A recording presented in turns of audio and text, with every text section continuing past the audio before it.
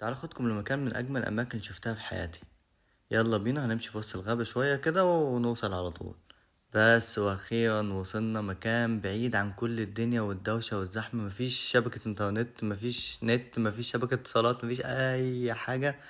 نرجع تاني بعيد من الحياة وبعيد من الدوشة وبعيد من الزحمة وبعيد من اي حاجة. المكان حرفيا مريح للاعصاب، يعني بص هتحس انك منعزل عن العالم تماما، والخضرة والطبيعة والمية والوضع جامد جدا.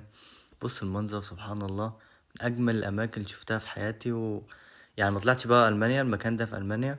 تعالوا نشوف المنظر عامل ازاي. شوف شوف شوف شوف شوف، منظر سبحان الله تحفة. المكان يبعد عن المدينة اللي أنا عايش فيها بساعة تقريبا. وعندك هنا شوية بط لقيتهم، وطبعا عارفين أنا فكرت في ايه، بس معرفتش أتوه الريش فين. وهنا بقى نخش على البيت، زي نظام كامبينج كده. وده قدام البيت بقى ترابيزة وكراسي. وادي البيت. ندخل البيت مكون من 3 غرف نوم، وعندك صالة وعندك حمام ومطبخ.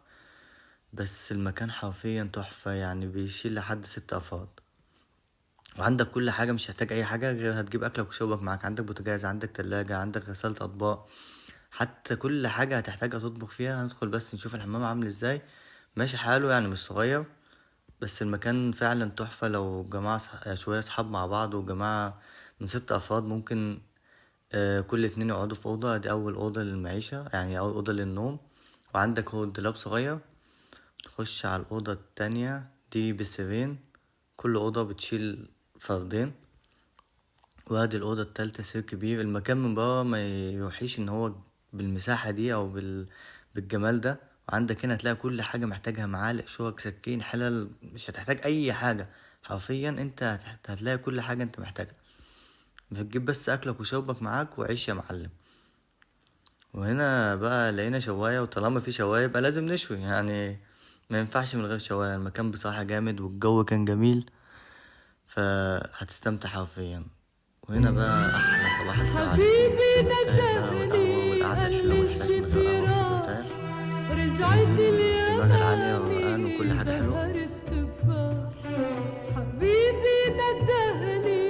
سمعني بقى. ايوه انا لابس جلابية، انا البني ادم اللي بيلبس جلابية في اي حتة، ما برتاحش غير في الجلابية يا عم الحاج. احا صح.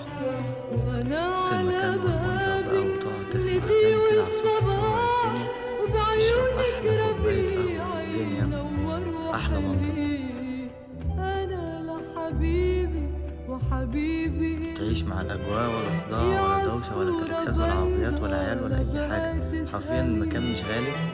يعني لو 6 أفراد والمكان اتقسم عليكم الأكل والشرب والمكان، هتلاقي نفسك مش دافع كتير مقابل إن أنت في حاجات حلوة. يعني دول شوية وز بط برضه محيرين إن أنا محتاج إن أنا أخدهم. وممكن كمان تعمل رياضة، وشوف بقى الثبات الانفعالي بعد ما رحت في المية مرتين، بس الحمد لله ربنا ستر. ممكن كمان تعمل رياضة وتستمتع بالجو بالمية.